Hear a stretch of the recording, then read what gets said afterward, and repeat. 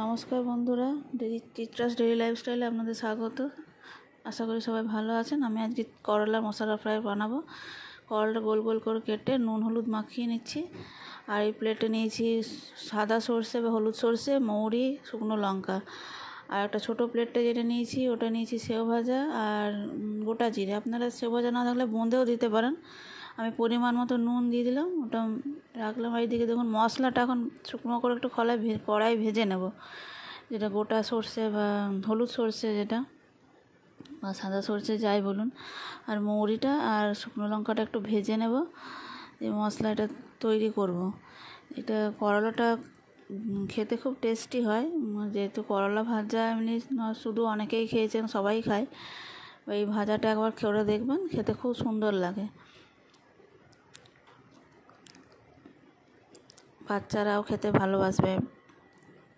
মশলা যেটা সেন্টটা একটা সুন্দর সেন্ট উঠবে। দেখুন মশলাটা এবারে আমরা বেটে নেব।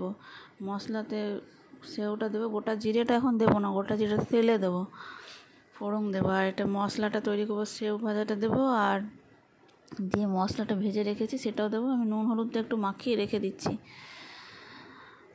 এটা করলাটা আগের থেকে নুন হলুদ কেটে নুন হলুদ ভেজে মাখিয়ে রাখলেও ঠিক হবে, ভালো হবে, নরম হবে একটু। আমার সময় ছিল না, তাই আমি আগে কেটে নুন হলুদ মাখিয়ে রাখতে পারিনি। আপনাদের সময় থাকে তো আগে একটু কেটে নুন হলুদ মাখিয়ে রেখে দেবেন। মশলাটা আমি তৈরি করে নিয়েছি। মশলাটা এবার তৈরি করে আমি এই করলার সাথে ভালো করে মেখে নেব।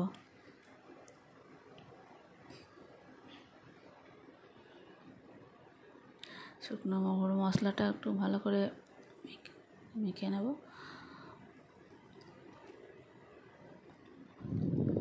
করলা মশলা ফ্রাই আপনারা বাড়িতে বানান, দেখুন কেমন লাগছে। আপনাদের ফিলিং আমাকে কমেন্টে জানান।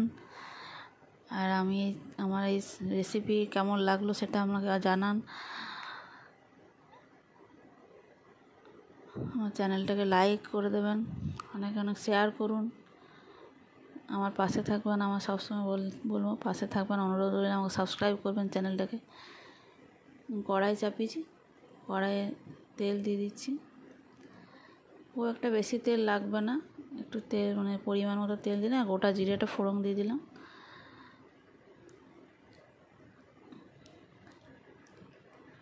একটু গরম হয়ে যাক, তারপরে তেল যখন দেখবেন গরম হয়ে যাক, করলাটা সব মশলাটা সবটাই দিয়ে দেবেন।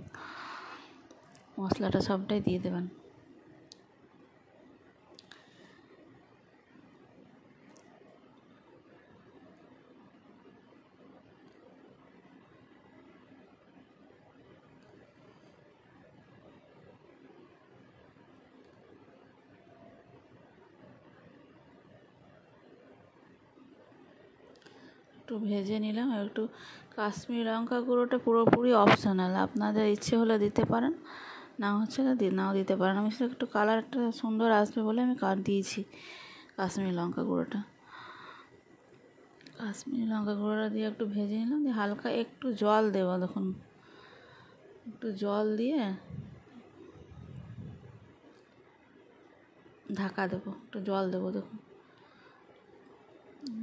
বেশি জল দেবো না, একটু জল দেবো, যাতে একটু মশলাটাও ভালো পুড়ে না যায় আর করলাটাও একটু সেদ্ধ হয়ে যায় যেন, তার জন্য একটু জল দিলাম।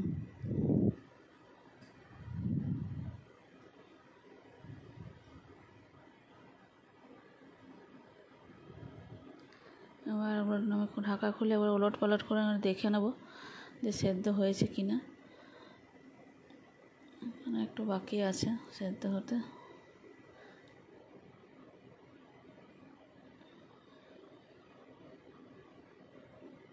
একবার ঢাকা দিয়ে দিলাম, দেখুন আবার একটু সেদ্ধ হয়েছে কিনা। 2-4 মিনিট পরে আপনি দেখবেন যে সেদ্ধ হয়েছে কিনা।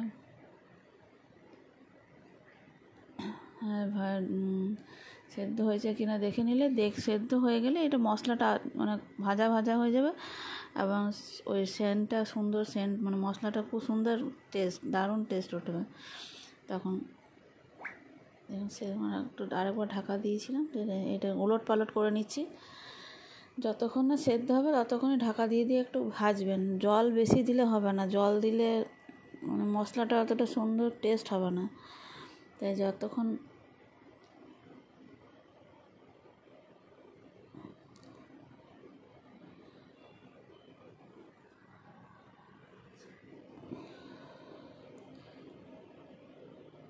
আবার ঢাকা দিয়েছিলাম, আমি ঢাকা দিয়ে খুলে দেখে নিচ্ছি বারবারই, ওই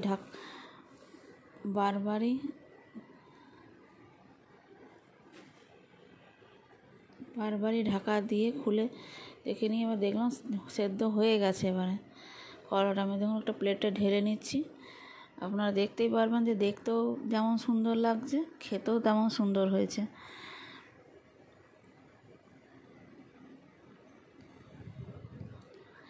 অনেক অনেক ধন্যবাদ আপনাদেরকে আমার এই চ্যানেল রেসিপি দেখার জন্য।